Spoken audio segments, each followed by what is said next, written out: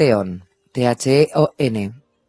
En Pique no había ningún fondeadero seguro, pero Theon Greyjoy quería ver el castillo de su padre desde el mar, igual que lo había visto por última vez hacía ya 10 años, cuando la galera de combate de Robert Baratheon se lo había llevado para ponerlo bajo la tutela de Eddard Stark. Aquel día se había quedado de pie junto a la baranda, escuchando los golpes de los remos contra el agua y el sonido rítmico del tambor del maestre, mientras veía cómo Pix se perdía en la distancia. Y lo que deseaba en aquel momento era ver cómo iba creciendo, cómo surgía del mar ante él. La Miraham, obediente a sus deseos, pasó de largo el cabo con sus velas restallando y su capitán maldiciendo el viento, la tripulación y los caprichos de jovencitos de noble cuna. Theon se echó hacia adelante la capucha de la capa para protegerse de las salpicaduras de las olas y buscó su hogar. La orilla era una serie de rocas abruptas y acantilados amenazadores, y el castillo parecía fundirse con su entorno, con torres, muros y puentes excavados en la misma piedra gris negruzca, humedecido por las mismas olas aladas, festoneado con los mismos manchones de líquenes color verde oscuro, salpicado por los excrementos de las mismas aves marinas. El cabo en el que los Greyjoy habían erigido su fortaleza fue en un tiempo como una espada que se adentrara en las entrañas del océano, pero las olas lo habían golpeado día y noche hasta que la tierra se quebró en pedazos. Hacía ya 1 millar de años. Solo quedaban 3 islas peladas y yermas, y una docena de imponentes pilares rocosos que se alzaban de las aguas como si fueran las columnas del templo de algún dios marino, mientras las olas furiosas chocaban contra ellos y los salpicaban de espuma. Pix se alzaba sobre aquellas islas y columnas como si formara parte de ellas, temible, oscuro e imponente.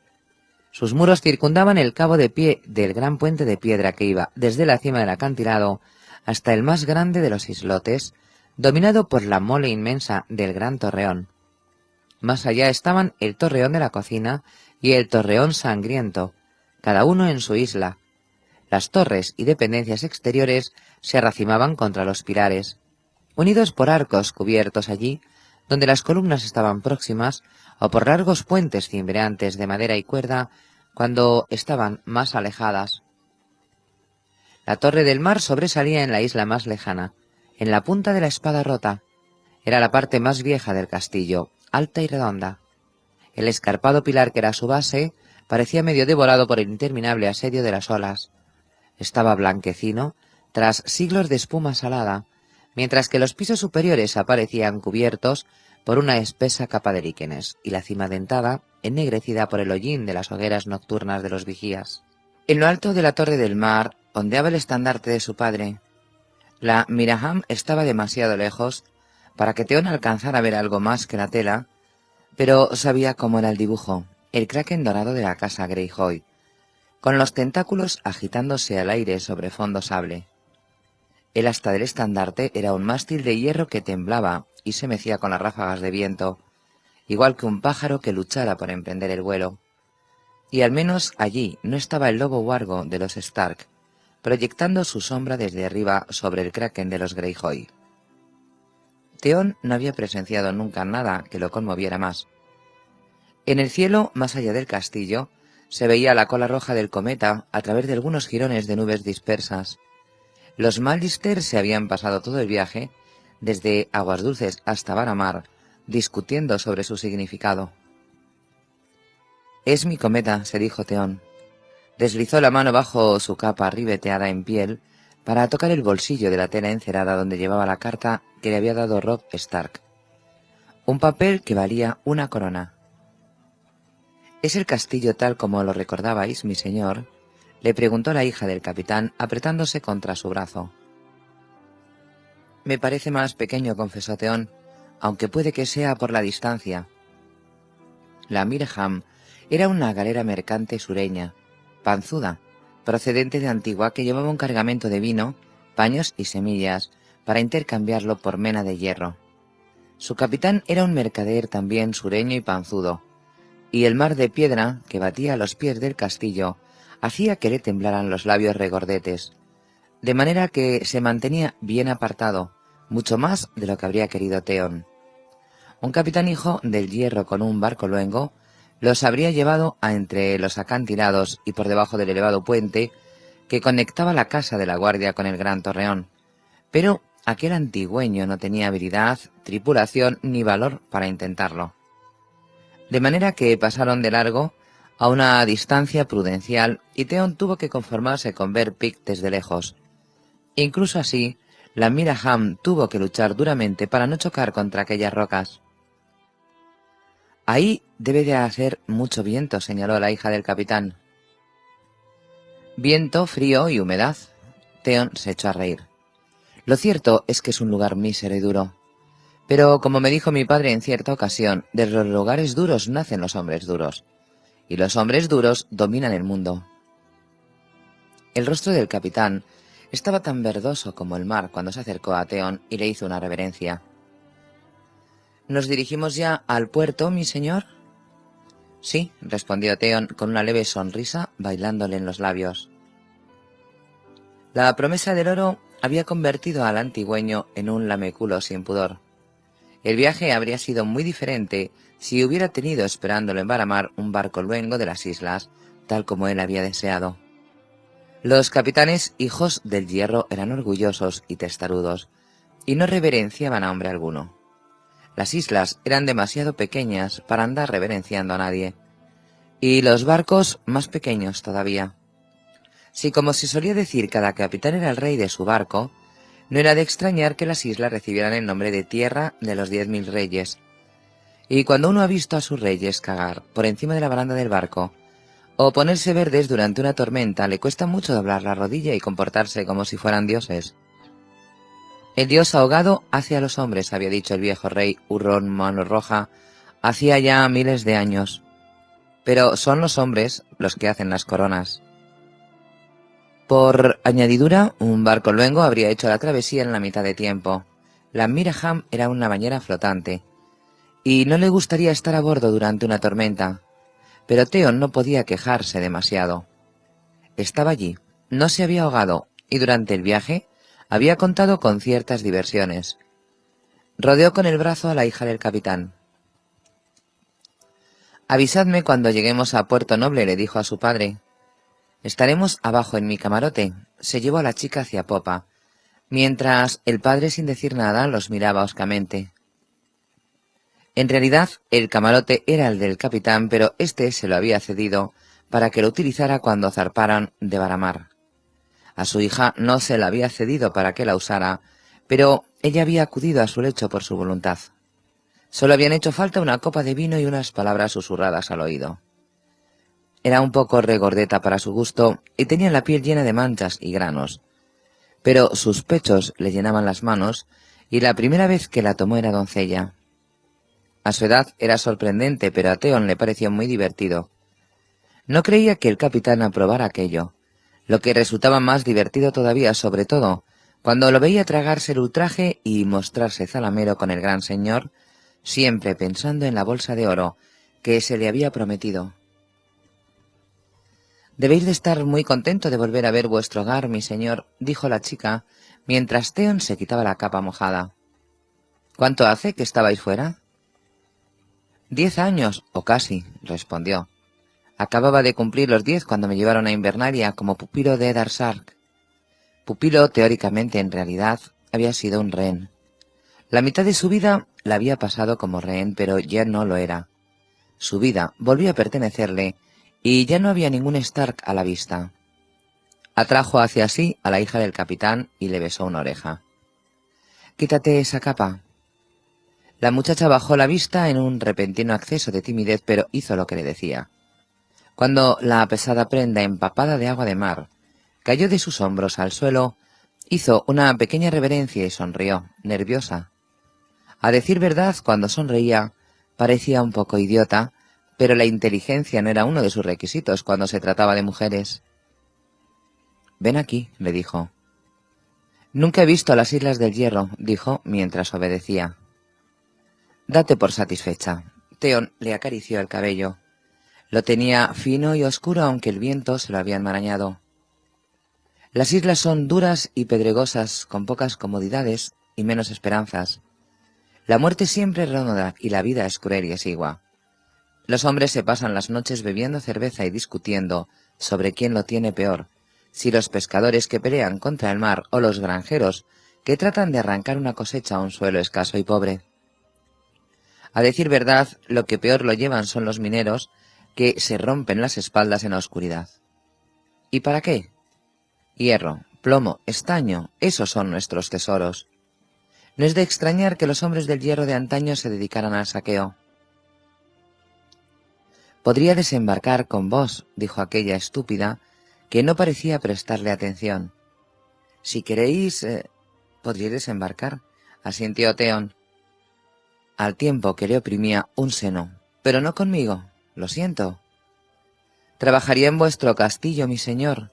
Sé limpiar pescado, hornear pan y hacer mantequilla. Mi padre dice que mi cangrejo a la pimienta es el mejor que ha probado. Si me dejáis un sitio en vuestras cocinas, os prepararé cangrejo a la pimienta. ¿Y me calentarás la cama por las noches? Empezó a desatarle los lazos del corpiño con dedos hábiles y entrenados. En el pasado te podría haber llevado a casa como botín, y serías mi esposa, quisieras o no. Los antiguos hombres del hierro hacían cosas como esas. Cada hombre tenía su esposa de roca, su verdadera mujer, hija del hierro igual que él, pero también tenía esposas de sal, mujeres capturadas en sus saqueos. La chica abrió los ojos de par en par, y no porque le hubiera desnudado los pechos. Yo sería vuestra esposa de sal, mi señor. Por desgracia los tiempos han cambiado. El dedo de Theon dibujó círculos en uno de los pesados senos, avanzando en espiral hacia el pezón castaño. Ya no podemos cabalgar los vientos con fuego y espada, ni coger lo que se nos antoja. Ahora arañamos el suelo y lanzamos sedales al mar, igual que los demás hombres, y tenemos que considerarnos afortunados si conseguimos suficientes bacalao salado y gachas para sobrevivir al invierno. Se llevó el pezón a la boca y lo mordió hasta que a la chica se le escapó un gemido.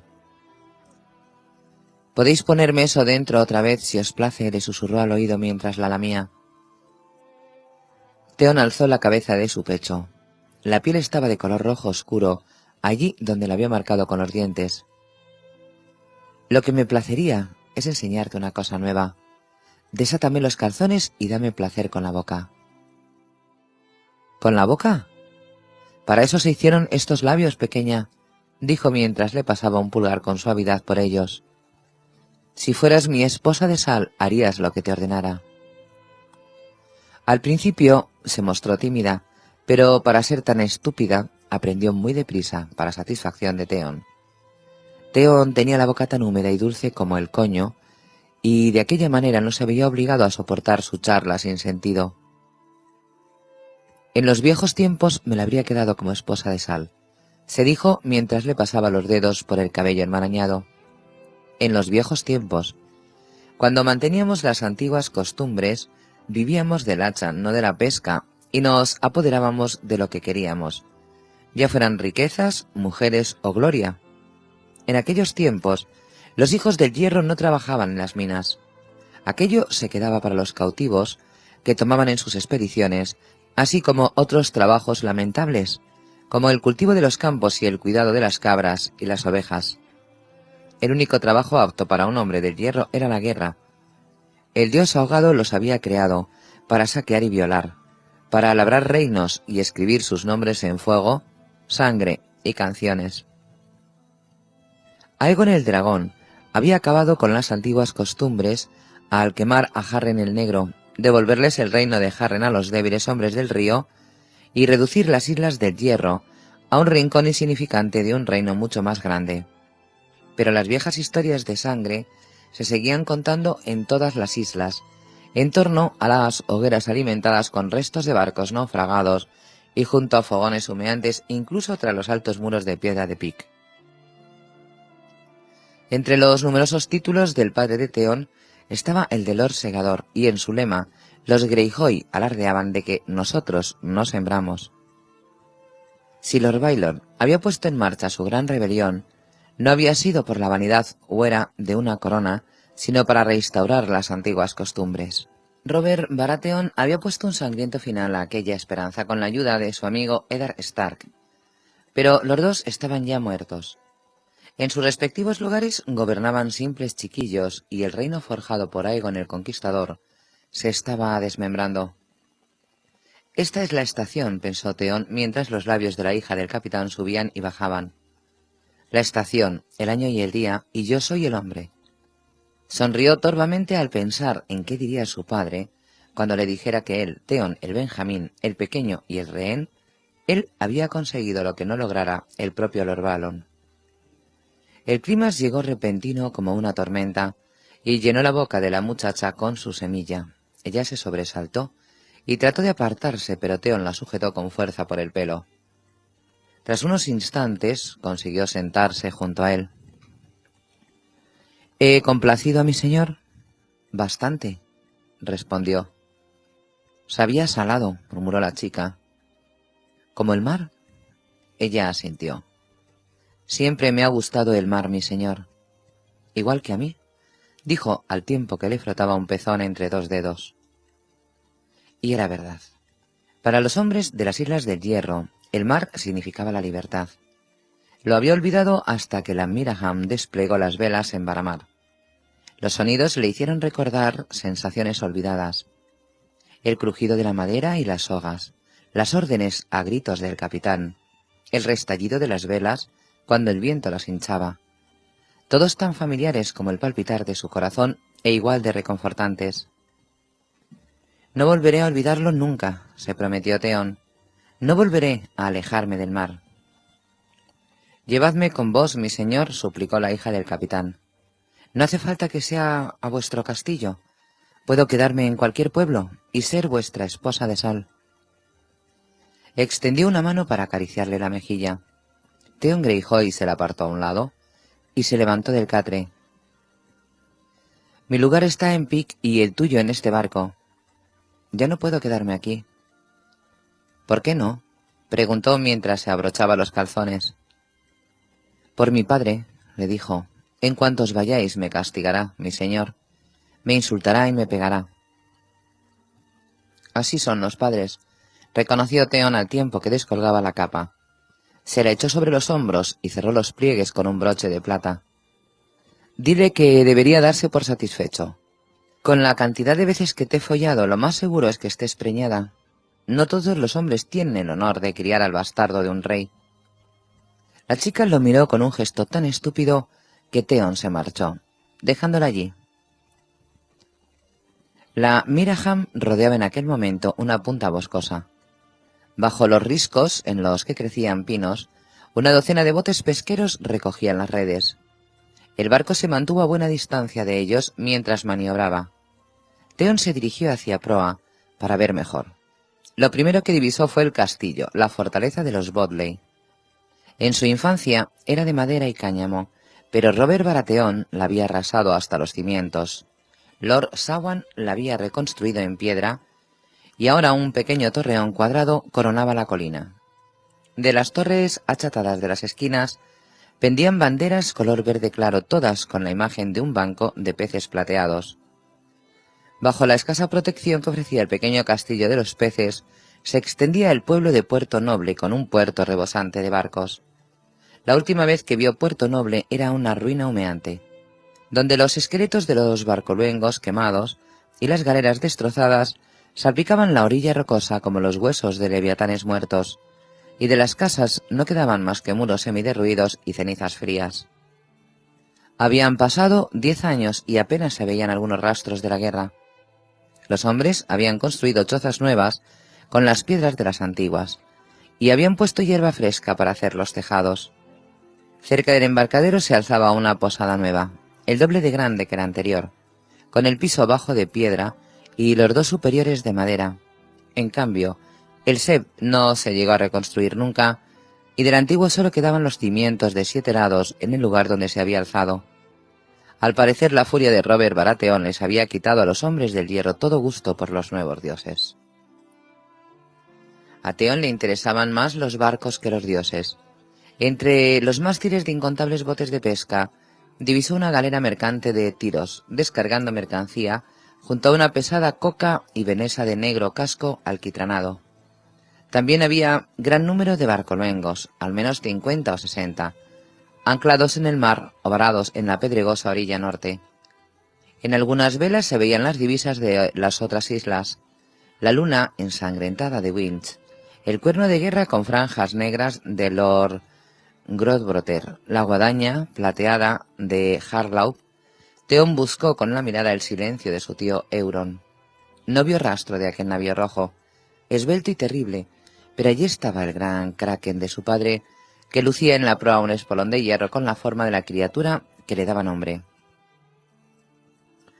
¿Acaso se le había anticipado su padre y había convocado a los vasallos de los Greyjoy?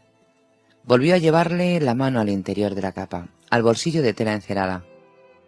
Aparte de Robb Stark, nadie sabía nada de aquella carta. No eran tan idiotas como para confiarle sus secretos a un pájaro. Pero Lord Balon tampoco era ningún idiota. Podía haber intuido por qué su hijo volvió a casa después de tanto tiempo, y haber actuado en consecuencia.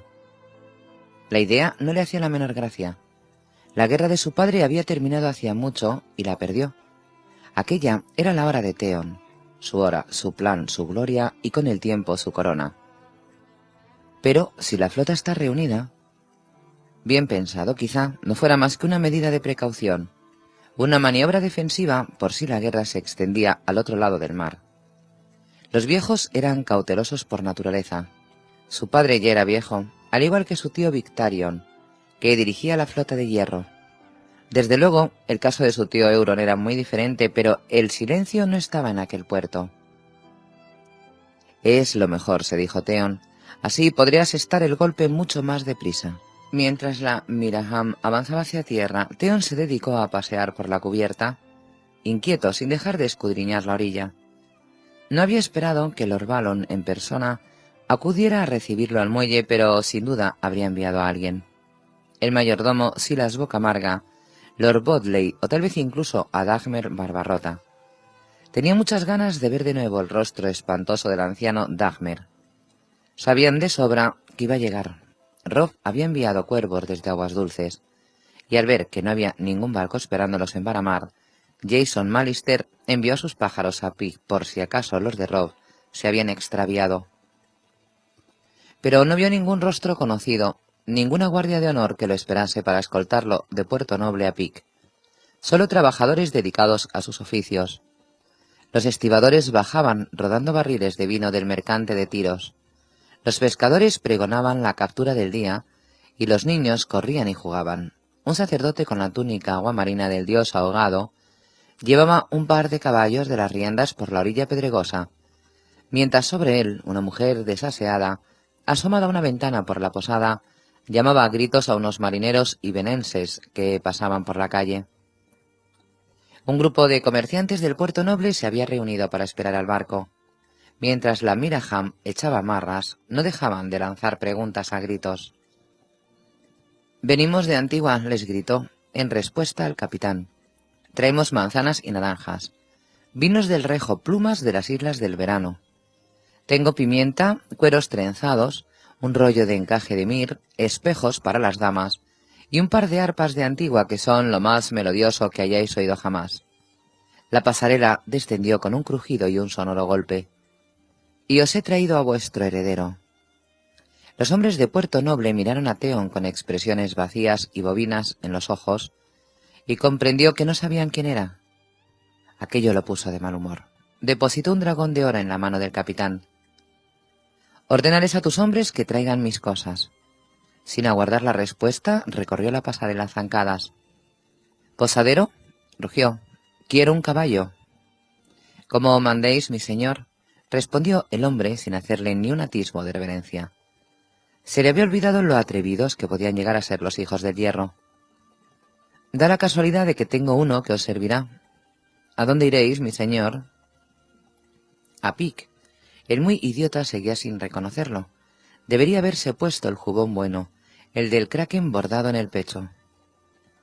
«Pues os interesa partir enseguida si queréis llegar antes de que oscurezca», siguió el posadero. «Mi hijo os acompañará para mostraros el camino». «No necesitará de los servicios de tu hijo», intervino una voz grave. «Ni de tu caballo. Yo llevaré a mi sobrino hasta la casa de su padre». El que hablaba era el sacerdote al que había visto llevar a los caballos por la orilla. Al verlo acercarse, el posadero hincó una rodilla en tierra. «Pelo mojado», le oyó murmurar Theon. El sacerdote era alto y flaco, con nariz ganchuda y ojos torvos, y vestía una abigarrada túnica verde, gris y azul, los colores arremolinados del dios ahogado. Llevaba debajo del brazo un pellejo para agua colgado de una tira de cuero, y en el pelo largo hasta la cintura y en la larga barba se había trenzado algas secas. Un recuerdo acudió a la mente de Theon. En una de sus escasas cartas, Lord Balon le había mencionado que el barco de su hermano pequeño se había hundido durante una tormenta. Cuando el mar lo depositó sano y salvo en la orilla, decidió entregarse a la religión.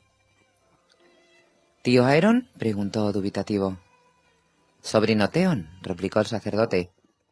«Tu señor padre me envía a recogerte. Vamos». Enseguida, tío, se volvió hacia la Miriam. «Traed mis cosas», le ordenó al capitán. Un marinero le tendió desde el barco su arco largo de madera de tejo y el caryac de flechas, pero fue la hija del capitán quien le llevó el bulto con sus ropas buenas. «¿Mi señor?» Tenía los ojos enrojecidos. Cuando él cogió el bulto, hizo ademán de ir a abrazarlo, delante de su padre, de su tío el sacerdote y de media isla. Theon se apartó a un lado. «Gracias». «Por favor», suplicó la chica. «Os amo, mi señor». «Tengo que irme». Echó a correr detrás de su tío, que ya se alejaba por el muelle. Lo alcanzó con una docena de zancadas largas. «No esperaba verte a ti, tío. Han pasado 10 años. Creí que mi señor padre y mi señora madre vendrían a recibirme, o que enviarían a Dagmer con una guardia de honor». «No te corresponde a ti cuestionar las órdenes del Lord Segador de Pic». El tono del sacerdote era gérido. En nada recordaba al hombre que Theon había conocido en su infancia. Aeron Greyjoy había sido el más afable de sus tíos.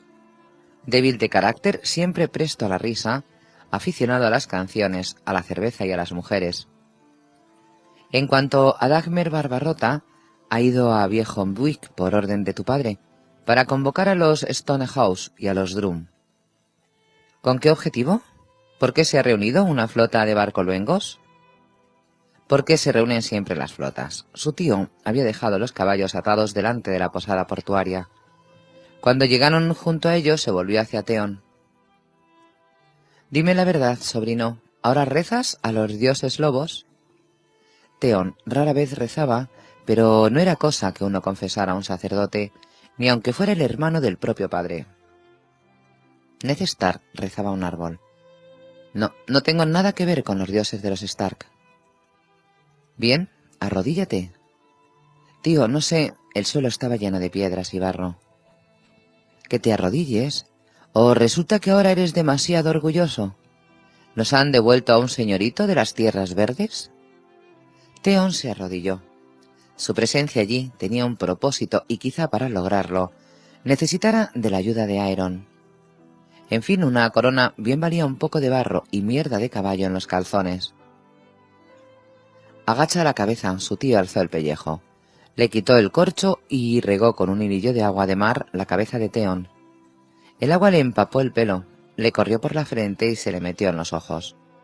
Le bajó por las mejillas y un reguero se le metió por debajo de la capa y del jubón. Le corrió por la espalda como un regato helado que le pasara por la columna vertebral.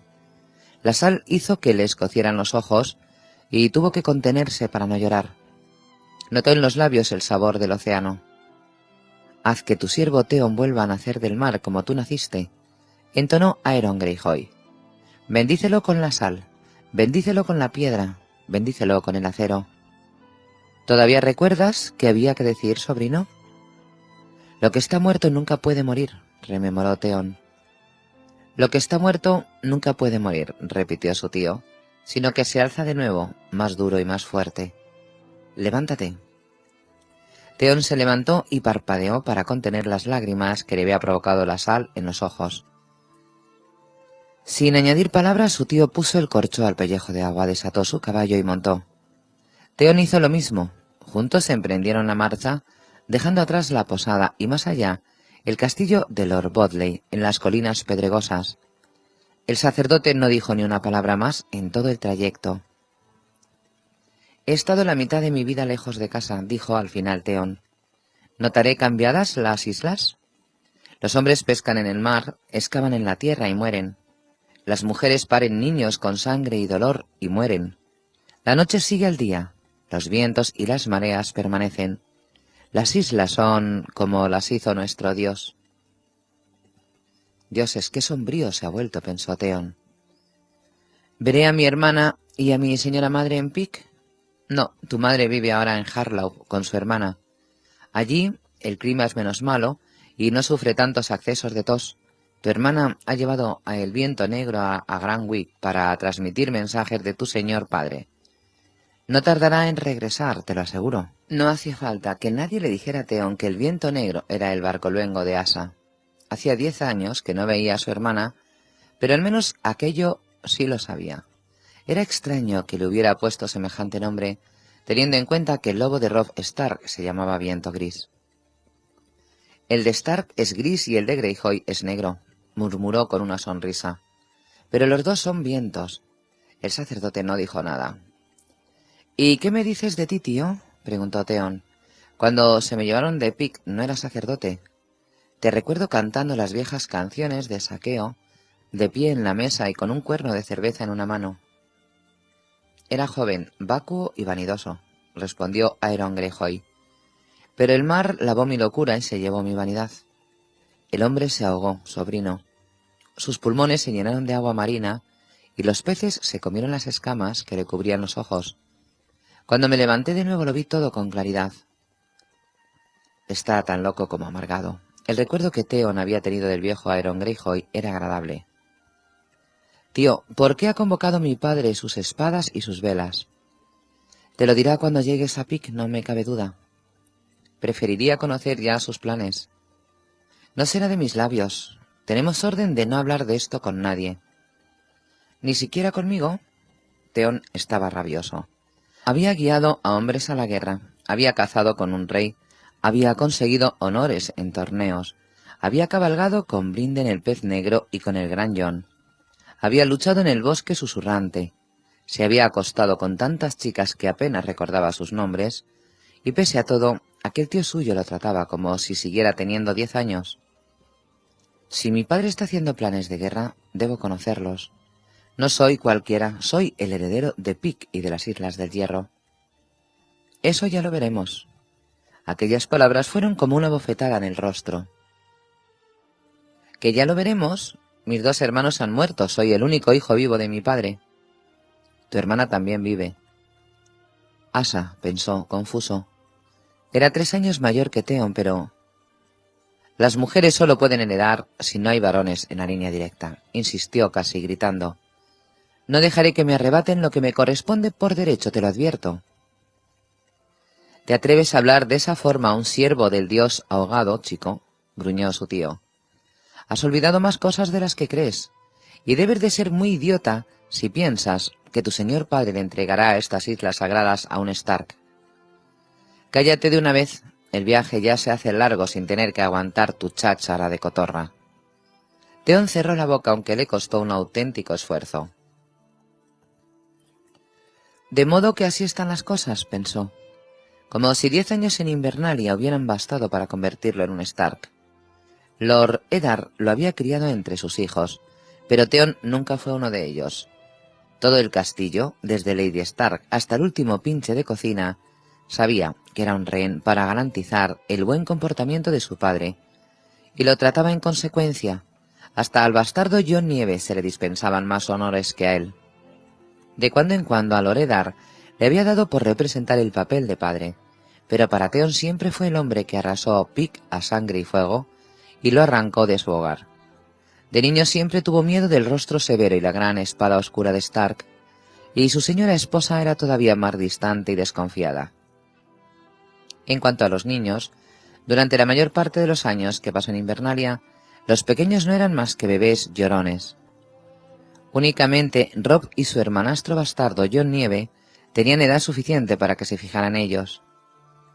El bastardo era un chico hosco, al que no pasaba desapercibido el menor desprecio, y estaba celoso de la noble cuna de Theon, así como del aprecio que le mostraba Robb. Theon sentía cierto afecto por Robb, como si fuera un hermano menor, pero más le valdría no mencionarlo. Al parecer en Pyke no habían terminado las viejas guerras. Aquello no debería sorprenderlo. Las Islas del Hierro vivían en el pasado. El presente era tan duro y amargo que le resultaba intolerable. Además, su padre y sus tíos eran viejos, y los viejos se comportaban así. Se llevaban a la tumba sus polvorientas querellas. No olvidaban nada, y menos todavía perdonaban. Con los Mallister, sus compañeros de viaje de aguas dulces a Varamar, pasaba lo mismo. Patrick Mallister no era mal tipo. Compartía su gusto por las mujeres, el vino y la cetrería. Pero cuando Lord Jason vio que su heredero pasaba cada vez más tiempo en compañía de Theon, se llevó a Patrick aparte para recordarle que Varamar se erigió para defender la costa de los saqueadores de las Islas del Hierro, sobre todo de los Greyjoy y de Pyke. La torre retumbante recibía su nombre por la inmensa campana de bronce que, desde los tiempos más antiguos, se hacía sonar para llamar a los ciudadanos y a los campesinos al castillo siempre que se avistaban barcolbengos en el horizonte occidental. «No le importa que la campana no haya sonado más que una vez en 300 años», le comentó Patrick a Theon al día siguiente, mientras compartía con él las advertencias de su padre y una jarra de vino de manzanas verdes. «Cuando mi hermano intentó tomar Varamar por asalto», asintió Theon, «Lord Jason había matado a Roderick Greyjoy ante los muros de su castillo y había expulsado a los hombres del Hierro de vuelta hacia la bahía. Si tu padre cree que le guardo rencor por aquello es porque no llegó a conocer a Roderick». Los dos rieron mientras se dirigían hacia una joven molinera, casada pero muy cariñosa, conocida de Patrick. «Ojalá Patrick estuviera aquí ahora conmigo». Mallister o no, era un compañero de viaje mucho más agradable que el viejo sacerdote amargado en el que se había transformado su tío Aeron. El sendero por el que cabalgaban ascendía serpenteante por colinas yermas y pedregosas. No tardaron en perder de vista el mar, aunque el olor de la sal impregnaba, penetrante, el aire húmedo. Iban a un paso lento pero constante. Pasaron junto a un pastizal cercado para ovejas y luego junto a la entrada de una mina abandonada. Aquel nuevo Aeron Greyjoy era poco dado a la conversación, de manera que viajaban en sombrío silencio. Al final Theon no lo pudo soportar más. «Ahora Robb Stark es el señor de Invernalia», dijo. Aeron siguió cabalgando. «Todos los lobos son iguales. Robb ha roto el juramento de lealtad al trono de hierro y se ha coronado rey en el norte. Está en guerra. Los cuervos de los maestres vuelan sobre la sal tan bien como sobre la roca. Esas noticias son viejas. Significan que amanece un nuevo día, tío. Cada madrugada amanece un nuevo día y es igual que el anterior. En Aguas Dulces no opinan lo mismo. Dicen que el cometa rojo es el heraldo de una nueva era, un mensajero de los dioses». «Es una señal, sí», asintió el sacerdote, «pero de nuestro Dios, no del suyo. Se trata de una marca ardiente, como las que llevaban antaño nuestros hombres. Es la llama del dios ahogado salida del mar, que proclama la subida de la marea. Es hora de izar las velas y asolar el mundo con el fuego y con la espada, como siempre hicimos». «Completamente de acuerdo», dijo Theon con una sonrisa. «Un hombre está de acuerdo con Dios, igual que una gota de lluvia con la tormenta». «Esta gota de lluvia reinará algún día, anciano». Theon ya estaba harto del talante sombrío de su tío. Picó espuelas y se adelantó al trote sin perder la sonrisa. El sol estaba ya a punto de ponerse cuando llegaron a los muros de Pyke. Un arco de piedra oscura que iba de un acantilado al otro, con la casa de la guardia en el centro y 3 torres cuadradas a cada lado. Theon alcanzó a ver las cicatrices que las catapultas de Robert Baratheon habían dejado en las piedras. Se había alzado una nueva torre sur sobre las ruinas de la antigua. Era de un gris un poco más claro y los líquenes todavía no la habían atacado. Por allí era por donde había entrado Robert, como una tromba, saltando cascotes y cadáveres, con la maza en la mano y Ned Stark a su lado. Theon lo había visto todo a salvo en la Torre del Mar. De cuando en cuando las antorchas se le volvían a aparecer en sueños y oía el retumbar del derrubamiento. Las puertas estaban abiertas ante él y el oxidado rastrillo alzado. Los guardias situados sobre las almenas observaron con ojos desconocidos al Theon Greyjoy que por fin regresaba a su hogar. Tras la muralla que rodeaba el cabo había 50 fanegas de tierra, entre el cielo y el mar. Allí estaban los establos, las perreras y un puñado de edificaciones. Las ovejas y los cerdos se amontonaban en sus rediles, mientras que los perros del castillo correteaban en libertad. Hacia el sur quedaban los acantilados y el ancho puente de piedra que llevaba al gran torreón. Mientras se bajaba del caballo, Theon alcanzó a oír el romper de las olas. Un mozo de cuadra se acercó para ocuparse de su caballo. Un par de críos flacos y unos cuantos esclavos lo observaban con ojos apagados, pero de su señor padre no había ni rastro, ni tampoco de nadie a quien recordara de su infancia. Una bienvenida desolada y amarga, pensó. El sacerdote no había descabalgado. ¿No te quedarás esta noche para compartir la carne y el hidromiel, tío? Me dijeron que te trajera y te he traído. Ahora regreso al servicio de nuestro Dios. Aeron Greyjoy hizo dar la vuelta al caballo y pasó de nuevo sin prisa, bajo las púas enlodadas del rastrillo. Una vieja de espalda encorvada, enfundada en un uniforme vestido de gris, se aproximó a él con paso cauto. Mi señor, me ordenan que os acompañe a vuestras habitaciones. ¿Quién lo ordena? Vuestro señor padre. Así que tú sabes quién soy. Theon se quitó los guantes. ¿Por qué no ha venido mi padre a recibirme? Os espera en la Torre del Mar, mi señor, cuando hayáis descansado de vuestro viaje. Y yo pensaba que Ned Stark era frío.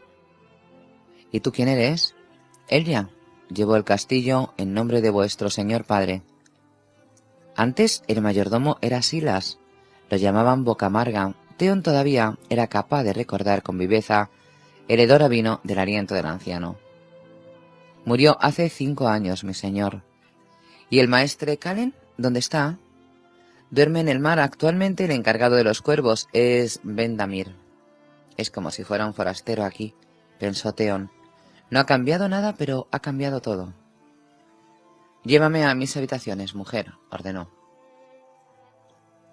La anciana hizo una reverencia rígida y echó a andar delante de él con la punta de tierra que llevaba al puente. Al menos aquello sí era tal como lo recordaba. Las viejas piedras resbaladizas por las salpicaduras del mar y con manchas de líquenes, la espuma de las olas bajo sus pies, como si fuera una bestia salvaje, el viento salado agitándole las ropas.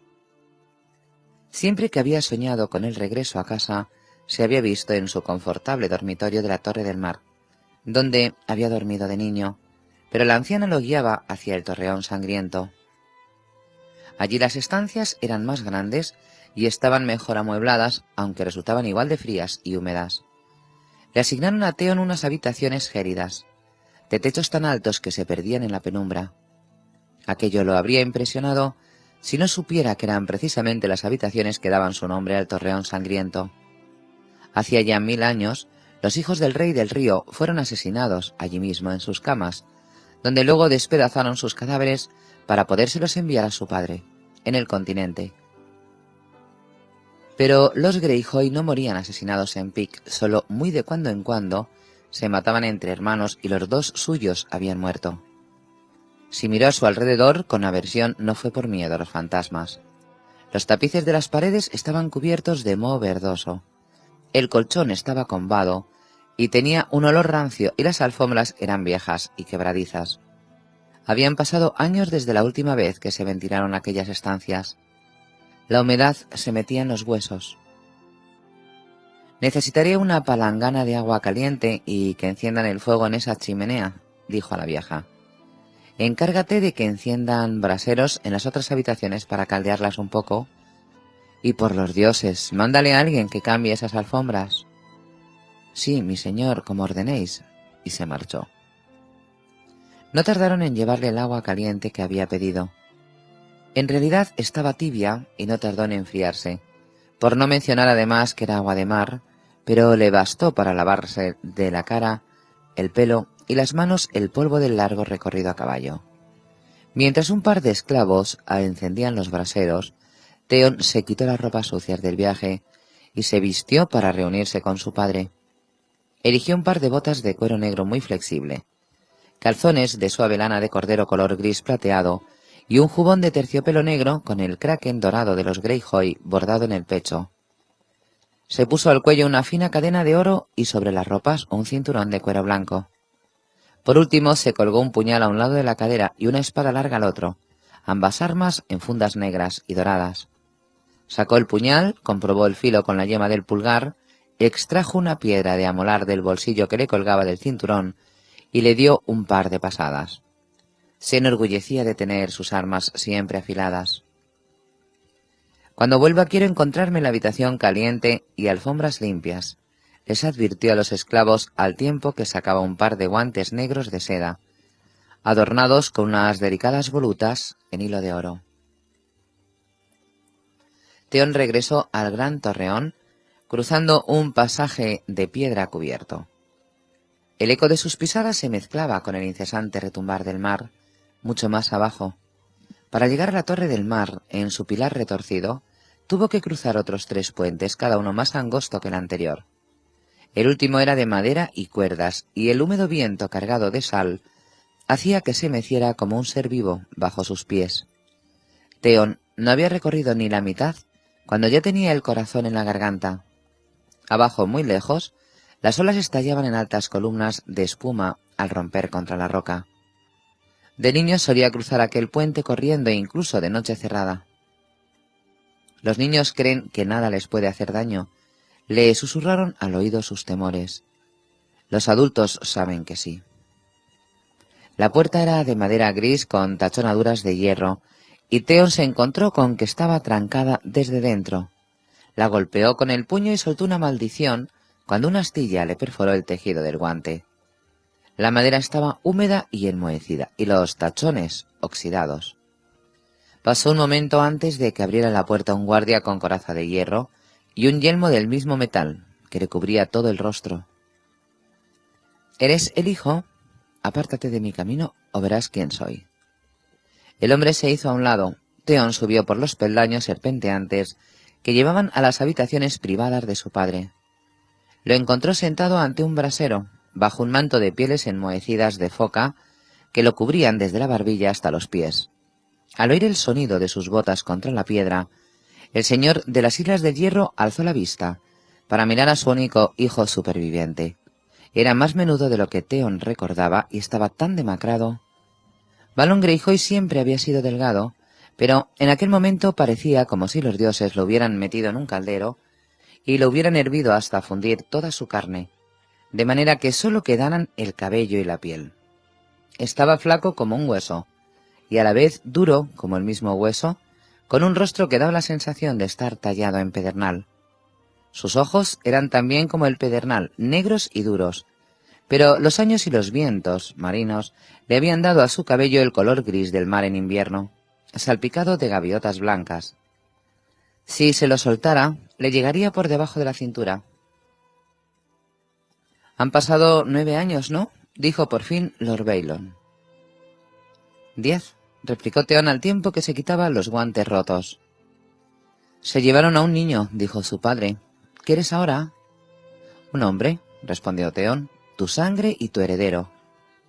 «Ya lo veremos», gruñó Lord Baelon. «Lo verás», le prometió Theon. 10 años, dices. Stark te tuvo tanto tiempo como yo, y ahora vienes como enviado suyo. Suyo no, Loredar está muerto. La reina Lannister lo decapitó. Los dos están muertos, Stark y Robert, que derribó mis muros con sus piedras. Juré que viviría lo suficiente para verlos a los dos en sus tumbas, y lo he logrado. Hizo una mueca. Pero el frío y la humedad siguen haciendo que me duelan las articulaciones, igual que cuando estaban vivos, de modo que... ¿De qué ha servido? De mucho. Theon se acercó. Traigo una carta. ¿Ned Stark te vestía así?, le interrumpió su padre, mirándolo desde abajo con los ojos entrecerrados. ¿Se divertía poniéndote terciopelos y sedas para convertirte en su querida hijita? No soy la hijita de nadie. Theon sintió que la sangre se le acumulaba en las mejillas. Si no te gustan mis ropas, me las cambiaré. Desde luego. Lord Balon echó las pieles a un lado y se levantó. No era tan alto como Theon recordaba. Esa baratija que llevas al cuello, ¿la pagaste con oro o con hierro? Theon se tocó la cadena de oro. Lo había olvidado. Ha pasado tanto tiempo. Según las antiguas costumbres, las mujeres podían adornarse con joyas pagadas con oro, pero un guerrero solamente podía usar las que arrancara de los cadáveres de enemigos muertos por su mano. Aquello se denominaba pagar el precio del hierro. Te ruborizas como una doncella, Theon. Te he hecho una pregunta. ¿Pagaste el precio del oro o el del hierro? El del oro, reconoció Theon. Su padre metió los dedos bajo el collar y le dio un tirón tan fuerte que le habría arrancado la cabeza a Theon si la cadena no hubiera cedido antes. Mi hija tiene como amante un hacha de guerra, dijo Lord Balon. No permitiré que mi hijo se engalane como una prostituta. Tiró la cadena al brasero, donde se deslizó entre los carbones. Justo lo que me temía. Las tierras verdes te han hecho blando y los Stark te han hecho suyo. Te equivocas, Ned Stark era mi carcelero, pero mi sangre sigue siendo de sal y de hierro. Pero el mocoso Stark te envía a mí como un cuervo bien adiestrado, dijo Lord Balon mientras se volvía para calentarse las manos huesudas sobre el brasero, con su mensaje insignificante entre las garras. La carta que te traigo no es insignificante, dijo Theon, y la oferta que te hace es la que yo le sugerí. Así que el rey lobo escucha cuando le das consejo, ¿eh?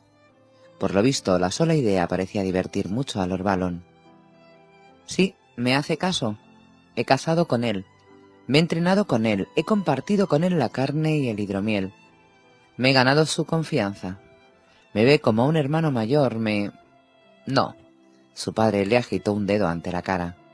Aquí no. En Pic no. No cuando yo esté presente. Jamás lo llames hermano, es el hijo del hombre que pasó por la espada a tus verdaderos hermanos. ¿O te has olvidado de Rodrik y Maron, que eran sangre de tu sangre? No he olvidado nada. En realidad, Ned Stark no había asesinado a ninguno de sus hermanos. A Rodrik lo mató Lord Jason Mallister en Varamar, y Maron murió aplastado en el derrumbamiento de la antigua Torre Sur. Pero Stark los habría liquidado sin problemas si las circunstancias de la batalla los hubieran enfrentado a él. Recuerdo muy bien a mis hermanos, insistió Theon. Recordaba sobre todo las bofetadas ebrias de Rodrik y las bromas crueles de Maron y sus mentiras sin fin. También me acuerdo de cuando mi padre era rey. Sacó la carta de Robb y se la tendió. «Leed esto, Alteza». Lord Balon rompió el sello y desdobló el pergamino. Lo recorrió una y otra vez con sus ojos negros. «Así que el chico me dará una corona», dijo. «Solo tengo que acabar con sus enemigos». Sus labios delgados se fruncieron en una sonrisa. «A estas alturas Robb debe de estar ya en el colmillo dorado», dijo Theon. «Cuando el colmillo caiga, solo tardará un día en cruzar las colinas. Las huestes de Lord Tywin están en Harrenhal, aisladas por el oeste.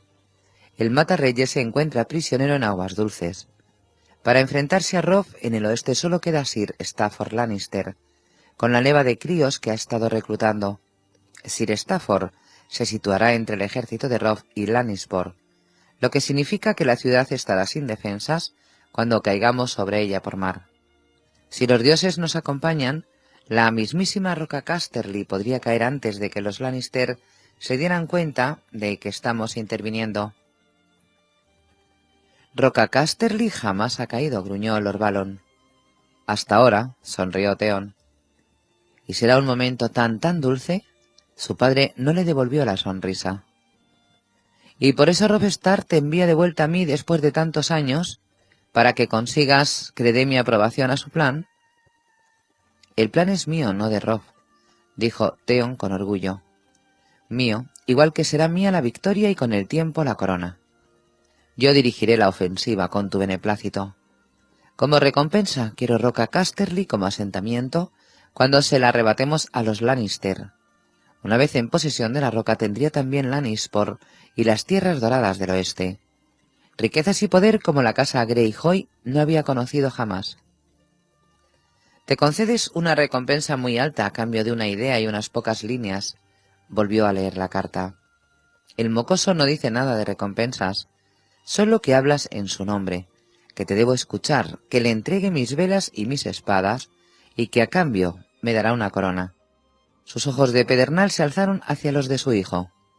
Que él me dará una corona, repitió con voz cada vez más tensa. Se ha expresado mal, lo que quería decir es lo que ha dicho. El chico me dará una corona y lo que se da se puede quitar. Lord Balon tiró la carta al brasero, al mismo brasero de la cadena. El pergamino se curvó, se ennegreció y empezó a arder. Theon se quedó consternado. —¿Te has vuelto loco? Su padre le dio un bofetón de revés. —Cuidado con lo que dices, ya no estás en Invernalia. Y yo no soy Robb el mocoso.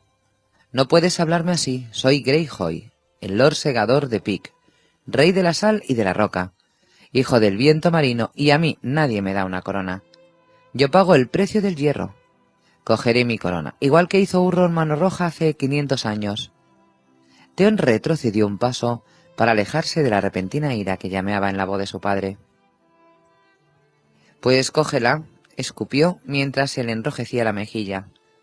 Hazte llamar rey de las Islas del Hierro, a nadie le va a importar, hasta que terminen las guerras y el vencedor mire a su alrededor y divise a un viejo idiota, aferrado a su orilla con una corona de hierro en la cabeza. Lord Balon soltó una carcajada. Vaya, al menos no eres ningún cobarde, igual que yo no soy ningún imbécil. ¿Crees que he mandado reunir mis vascos para ver cómo se mecen anclados? No, pienso labrarme un reino por el fuego y la espada, pero no en el oeste y no porque me lo conceda el rey Robb el mocoso. Roca Casterly es demasiado fuerte y Lord Tywin demasiado astuto. Sí, podríamos tomar Lannisport, pero no defenderla. No, la fruta que quiero coger es otra. No tan dulce y jugosa, claro, pero ahí está, indefensa. ¿Dónde? Habría podido preguntar Theon, pero ya lo sabía.